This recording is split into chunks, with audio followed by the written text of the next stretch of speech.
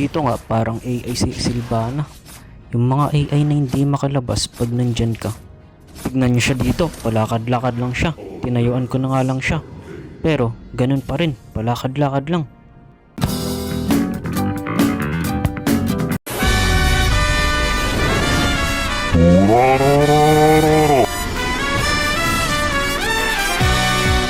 Dito nga si Silvana ang aking katapat. AI kaya to?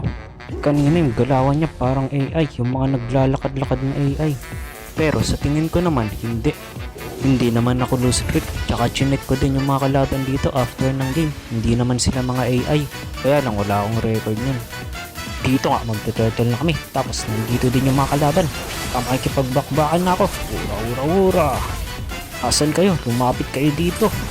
Wala, napatay ni Silvana si Nana. Si Silvana muna. Ura. Patay ka na, Silvana. Tapos yan, nakuha na nga namin yung turtle. Dito nga, magkakatsana ako. Tapos biglang dumating dito si Julian. Gusto yata makipagbakbakan. Tara dito, huwag ka dyan sa tower mo kung gusto mo makipagbakbakan. Takot ka naman, i-clear ko na lang tong wave ng minions. Wala, naghihintay lang dumating ng kasama. Hinintay na itong AI na to. Retreat muna ng konti. Pero dito mukhang pupunta yung mga kasama ko. Kaya tara dito sa blue buff. Huwag natin tong pabapin si Julian. Ura. Nice one, namatay siya. Ito naman mga ibang kalaban.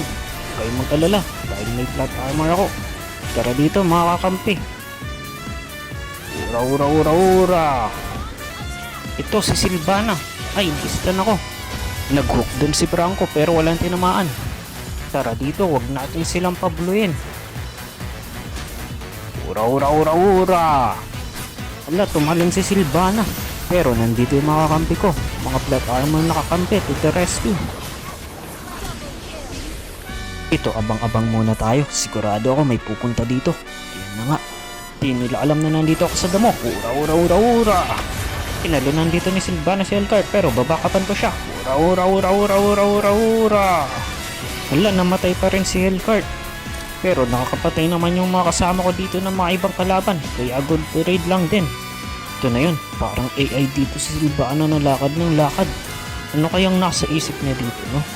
Siguro sabi niya, aabangan ko to, kukunin ko yung blue. Kaya lang pala, wala na dito yung blue. Palakad-lakad pa rin siya. Paalis na nga lang dito. Dito nakita ko yung ipis, sinahabol ng mga kalaban. Kaya babakapan ko. Dito na ang bida mga kalaban. Kumanda kayo. Ura. Ay, nag-grow siya as a player. Pero patay ka pa rin. Ano muna tayo? Medyo nalugi nga kami dito. Biglang lumakas yung mga kalaban. Yan, tumapang tuloy to si Julian. Pumasok sa 4. Namatay tuloy siya. Pero kahit nalulugi kami dito, huwag kayong papakasiguro. May flat armor pa rin ako. Dito nag-clear ako. Tapos sinubukan ako ni Julian. May kasama pala siya, kaya pala matapang na naman. Punta din muna tayo sa mga kasama natin. Tapos hindi pa sila dito tumigil. Parang balak yata nila makita kung ano talaga mangyayari dito. Kaya pagbibigyan natin sila. Tinok nga ako dito ni Franco. Pero hindi pa rin ako mamamatay. Nandito din yung flat armor na Nana. Tapos dito nga, subukan talaga nila kami.